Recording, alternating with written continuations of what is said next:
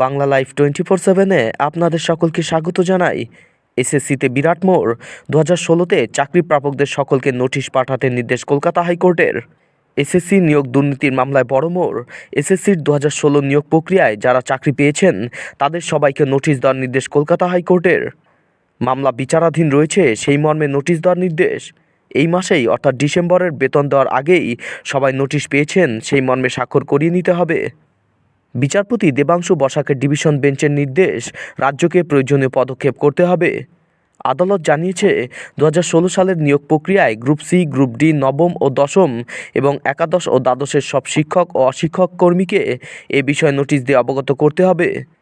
কেউ আদালতে আসতে চাইলে আসতে পারেন, এমনও নির্দেশ দিয়েছে আদালত। রাজ্য এ বিষয়ে একজন নোডাল অফিসার নিযুক্ত করবেন, যিনি হলফনামা দিয়ে জানাবেন যে এই প্রক্রিয়া সম্পন্ন হয়েছে কিনা। নির্দেশ আদালতের। একাদশ দ্বাদশে কোনো চাকরি বাতিল হয়নি, বাকি 3 ক্যাটাগরিতে চাকরি বাতিল প্রায় 5,000। সুপ্রিম কোর্টের নির্দেশে আপাতত সেই বাতিলের স্থগিতাদেশ। 5,000 চাকরি বাতিলের ভবিষ্যৎ বিশেষ ডিভিশন বেঞ্চের উপর ছেড়েছে সুপ্রিম কোর্ট।